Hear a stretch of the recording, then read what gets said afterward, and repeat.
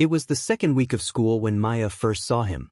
The dog stood across the street from the school gate, skinny, brown, and shaking slightly. His fur was matted, his ribs showing, and his eyes, they didn't beg for food. They just watched. Quietly. Carefully. As if he'd learned not to expect kindness.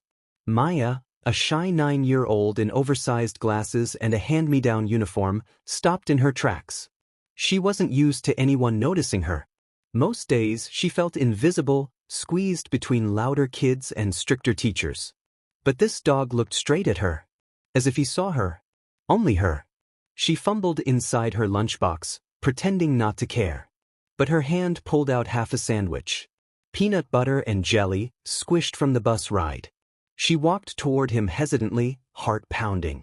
The closer she got, the more she expected him to run away. But he didn't.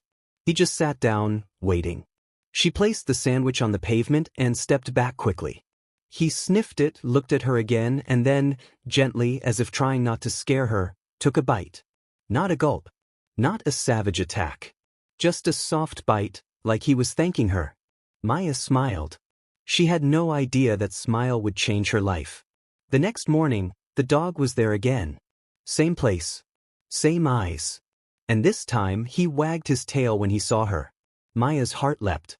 She felt something she hadn't felt in a while. Seen. Important. Chosen. Every day after that, the routine repeated.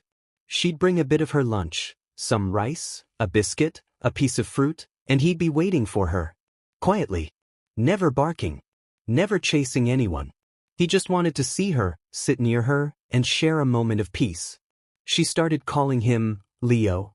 Quietly, just to herself. She didn't tell anyone, not even her parents. They wouldn't understand. Her father hated strays, called them dirty. Her mother was always too busy worrying about bills to care about a dog Maya hadn't even brought home. So Leo became her secret. Her silent friend. And strangely, Maya's days felt lighter. The bullies at school didn't bother her as much. The loneliness didn't feel so sharp. Because she knew someone was waiting outside. Every day. Just for her. Sometimes she'd sit with him after class, tucked behind the wall near the gate. She'd whisper her worries, about math tests, about the girl who laughed at her shoes, about how she missed her grandma. Leo would just sit, listening, leaning into her side like a warm pillow. He never judged. Never interrupted. One day, it rained hard. Maya was sure Leo wouldn't be there. But as she stepped off the school steps, umbrella in hand, there he was, soaked and shivering but still waiting. His eyes met hers, and she ran to him without thinking, covering him with her tiny umbrella. "You waited," she whispered, her voice breaking. That night, she cried quietly into her pillow. Not because she was sad, but because someone cared enough to wait. To get soaked. Just to see her. Time passed. Weeks turned into months. Maya's bond with Leo deepened. Some kids started noticing. "Hey, that dog likes you," a boy said one day. Maya smiled but didn't say much. She didn't want attention. She just wanted Leo to stay her secret. But secrets don't last forever. One afternoon, 2 older boys tried to grab Maya's lunch from her hand as she walked toward the gate. Before she could shout, Leo jumped between them, growling low, protective. The boys backed off, surprised. Maya's hands were shaking, but her heart swelled. No one had ever defended her like that. That day, she hugged Leo for the first time. Wrapped her small arms around his wet, scruffy neck and buried her face in his fur. "Thank you," she whispered. At home, her mother noticed the dog hair on her shirt. Maya brushed it off. "Just a school thing," she mumbled. But inside, Leo wasn't just a dog anymore. He was her anchor. He was family. And Maya had no idea how much that bond would be tested in the years to come. It was around the middle of winter when things started to change. Leo still showed up every morning, wagging his tail and walking a few careful steps behind Maya as she approached the school gate. But now, people were starting to notice. Teachers murmured. The school guard scowled. Even some parents gave Maya suspicious looks. One morning, as Maya shared a piece of boiled egg with Leo behind the school wall, she heard a voice from behind. "You can't keep feeding that mutt," snapped Mr. Sharma. the school's stern janitor. It'll bring fleas. Maybe worse. Maya's heart thumped in her chest. She didn't look up. He doesn't hurt anyone, she said quietly. Mr. Sharma huffed. He's still a street dog. Dangerous. Unpredictable. Don't get too close. But Leo wasn't dangerous. He was gentle, careful, loyal. He never barked, never chased anyone, and never wandered far. He just waited. Still, the warnings kept coming. One afternoon, as Maya was leaving school, she saw a small notice pinned near the gate. No stray animals allowed on or near school property. She froze. The next morning, Leo wasn't there. Her heart dropped. Maybe he'd seen the sign. Maybe someone had chased him away. She scanned the streets. No sign of him. For the first time in months, she walked into school alone. Her steps felt heavier. The lunchbox in her bag felt pointless. But as the last bell rang that day, and Maya stepped outside, her eyes welled with relief. Leo was across the street, sitting just beyond the school fence, tail thumping softly against the ground. He had listened. He hadn't come close. But he was still there. Tears stung her eyes as she ran to him, dropped to her knees, and hugged him tight. "You're so smart," she whispered. "Too smart." After that, they changed their routine. Maya would meet him at the park a few blocks away. There, they could sit freely, share snacks, stories, and silence. But danger still lurked. One evening, as Maya walked to the park with a piece of chicken wrapped in foil, she saw a group of boys surrounding Leo. They were throwing stones. Laughing. Leo yelped as one rock hit his leg. He tried to back away, but they had cornered him near a fence. Maya screamed, "Stop!" The boys turned. She ran straight at them, arms out, eyes blazing with fury she didn't know she had. "He's my dog," she shouted. The boys snorted. "Then keep him off the street, dog girl," one sneered before walking off. Leo was limping. His paw was bleeding. Maya collapsed next to him, hands shaking, trying to wipe the blood with her sleeve. "Why didn't you run?" she whispered. But she already knew the answer. Because he'd stayed.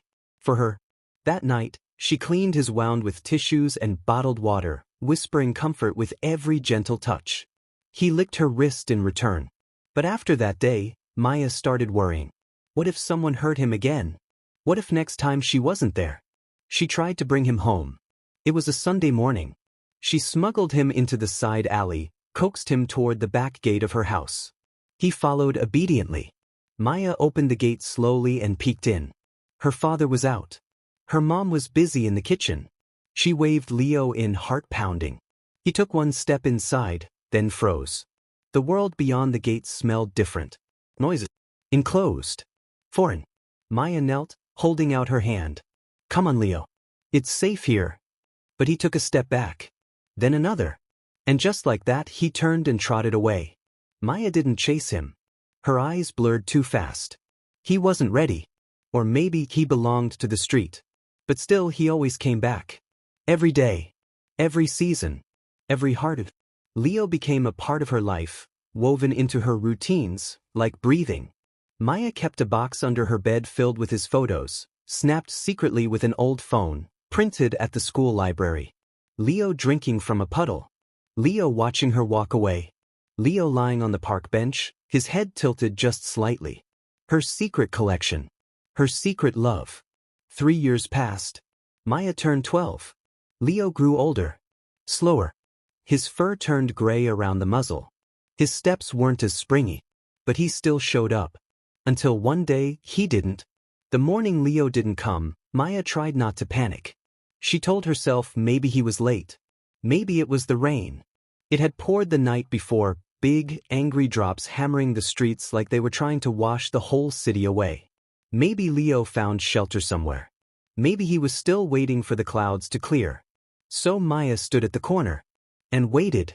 She waited until the first bell rang. Then the second. Still no Leo. She walked into school with her chest aching, her steps slow. Her eyes kept darting to the gate, hoping she'd see that familiar tail, that familiar shape. But he didn't come. Not that day. Not the next. Not the one after that. By the fourth day, Maya was terrified.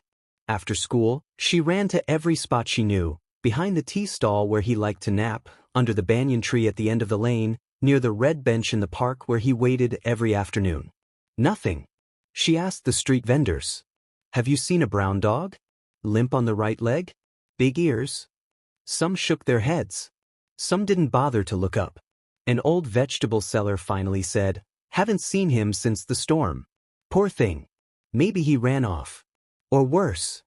Maya's heart broke in places she didn't know existed. She cried that night, quietly into her pillow. The next morning, she printed a picture from her phone. It was Leo sitting by the school wall, ears perked, eyes soft. She wrote underneath, Missing. Brown Street Dog.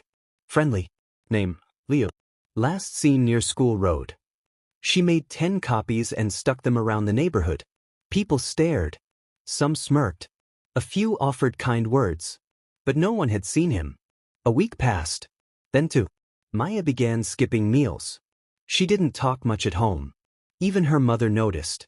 Is something wrong? She asked one night while folding laundry. Maya shook her head. She didn't know how to explain that a street dog could leave behind a hole big enough to swallow her whole heart. One evening, she walked farther than ever before, past the bus depot, down a dusty road that led toward the railway tracks. Just in case. The sun dipped behind the trees as she walked, holding on to fading hope like it was her last breath. She sat on a stone near the tracks. Closed her eyes. Please come back, she whispered to the sky. Just then she heard footsteps. Not human. Not fast. So, limping. Familiar. She opened her eyes. There he was. Dirty. Thin. Shivering. But it was Leo. She gasped and dropped to the ground. Leo! He wagged his tail weakly. 1 step. Then 2. Then collapsed in her lap. Tears poured from Maya's eyes as she held him. Came back. You found me. She stayed like that for a long time. Stroking his muddy fur. Whispering thanks into the wind. Leo didn't move much. He was tired. His paws were scraped. His ribs showed. But he was alive. Barely. Maya knew she couldn't let him go again. This time, it was different. This time, she wasn't going to wait for another goodbye. So she picked him up, every bit of his trembling, wet body, and walked home. Maya walked home carrying Leo in her arms like a baby. His fur was still damp, his paws caked with dried mud, and his body so light she could feel every bone pressing through his coat. But she didn't care. People stared from their windows, some whispered, some pointed. She kept walking. When she reached the gate, her heart started pounding again, not from the walk, but from what she had to face now, her mother. Maya stepped inside the house. The hallway felt too quiet. Leo gave a soft whimper. Maya? Her mom called from the kitchen. Where have you been? Before Maya could answer, her mother walked in and stopped cold. There stood her daughter, soaked in sweat and tears, holding a dirty street dog who looked like he hadn't eaten in weeks. Oh my God, she whispered. What is that? It's Leo, Maya said quietly. He found me. Her mother frowned. Maya, you can't just bring home a stray dog. He looks sick. What if he bites? Maya didn't yell. She didn't argue. She simply knelt on the floor, placed Leo gently on a towel, and looked up at her mother with tears in her eyes. He waited for me. Every single day. Rain or shine. He sat outside the school gate just to walk me home. And when he disappeared, I thought I'd lost him forever. But he came back. Her mother stood silently, watching the way Maya gently wiped Leo's face with a cloth, the way he didn't growl or bark, the way he licked Maya's hand like he was saying, I'm home. Then something shifted. Her mother took a deep breath and said, All right. One night. That's it. Maya smiled, just a small smile, but it carried more gratitude than 1,000 thank yous. That night, she laid a blanket on the floor next to her bed. Leo curled up instantly. His body trembled, but his eyes were soft. She fed him rice and boiled chicken. He ate slowly, like he was afraid it might vanish. Maya stayed up, watching him breathe, watching the rise and fall of his chest, scared to close her eyes in case he wasn't there in the morning. But he was. The next day, her mom came in with a bowl of milk. He's still here, she said, trying to sound annoyed. but there was a softness in her voice. Maya nodded. "I'll take him to the vet today." Her mom didn't stop her. At the vet, Leo was quiet. The doctor checked his paws, his ears, his teeth. "He's lucky," the vet said. "A few more days without food or care, and it could have ended differently." Maya swallowed hard. She bought medicine, ointment, and shampoo. She carried Leo back home with a quiet determination. Days passed. Leo got stronger. His eyes grew brighter. His tail wagged more. Every morning he sat by the door while Maya got ready for school. He didn't walk her to the gate anymore, not because he couldn't, but because Maya now left through the front door with him beside her. Sometimes her mother would hand her a small bag of treats for Leo's friends down the road. The walls around their hearts were softening. One afternoon, Maya came home from school and found Leo on the porch, wearing a brand new collar. Her mother was sweeping nearby. "It was on sale," she said casually. Maya smiled. "Thanks, Mom." Leo barked softly and wagged his tail. Weeks turned into months. And slowly the house began to change. A bowl near the sink. A leash by the door. Scratch marks on the floor that nobody complained about. And love, so much quiet, gentle love, filling every room. One evening, Maya sat with her mother on the porch. "Did I ever tell you," she began, "that Leo once stood between me and a stray dog that growled at me?" Her mom looked surprised. "Really?" Maya nodded. "He didn't bark or run. He just stood there, like a shield." They sat in silence. Then her mom said softly, "I guess he's been protecting you for longer than I realized." Maya looked at Leo, who was now sleeping with his head in her lap. He never stopped. Years passed. Leo was no longer the scruffy street dog who waited at the school gate. He had become part of Maya's family, her silent guardian, her closest friend, her calm in the storm. His fur grew back thick and shiny. His steps, once cautious and unsure, became confident. Every night he slept at the foot of Maya's bed, and every morning he greeted her like it was the best moment of his life. Time, however, does what time always does. Leo started slowing down. He struggled to climb stairs. He didn't run to the door as fast. His eyes grew a little cloudy. Maya noticed the changes, though she tried not to think about what they meant. She adjusted things for him, added rugs so he wouldn't slip, placed his bowl closer to his bed, lifted him gently when he needed help. But one evening, as golden light spilled into the house, Leo didn't get up to greet her. He wagged his tail weakly, but didn't move from the floor. Maya knelt beside him, stroking his ears. "Hey, buddy. I'm home." He licked her hand, slow and tired. That night he barely touched his food. And that's when she knew. She stayed up with him, curled next to him on the floor just like that very first night years ago. Her mom brought a blanket and sat quietly nearby. No one said anything. They didn't have to. Leo's breathing was soft. Uneven. Fading. Maya whispered stories into his ear, about the first time she saw him, how he waited for her every day, how he saved her without ever saying a word. "You were never just a dog," she whispered. "You were my hero." And just before sunrise, Leo gave one final sigh and rested his head in her lap. Still, quiet, gone.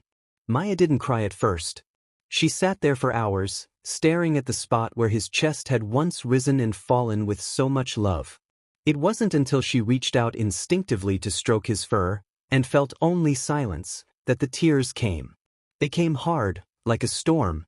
Her mother wrapped her arms around her and held her close. For days, the house felt too quiet. No paws on the floor. No gentle barking. No warm eyes watching her every move. Maya would reach for his leash, then remember. She'd open the door expecting him, then remember. He had become a part of every routine, every breath. Now there was just space. An ache. But also gratitude. So much gratitude. Maya planted a small tree in the backyard, right next to where Leo was buried. She tied his old collar around the base and placed a stone that read, "Thank you for walking me home." Over time, the tree grew. Peaceful. Birds would rest in its branches. Butterflies would land on its leaves. And every time the wind blew through it, Maya swore she could still hear the jingle of Leo's collar. Years later, When Maya became a teacher at a local school, she'd often tell her students stories. Funny ones, sweet ones, but always true. And there was always one she told every year, no matter what. The story of a loyal little dog who followed a girl to school every single day, for 3 years, just to make sure she got home safe. She never mentioned his breed, or what he looked like. But when her students asked why the dog followed her, she'd smile softly and say, "Because love remembers, even when the world forgets." And before she left school each day, she'd look at the gate half expecting to see him there, tail wagging, eyes shining. Of course, it was always empty, but in her heart, she still felt him there, waiting, watching, walking her home, forever.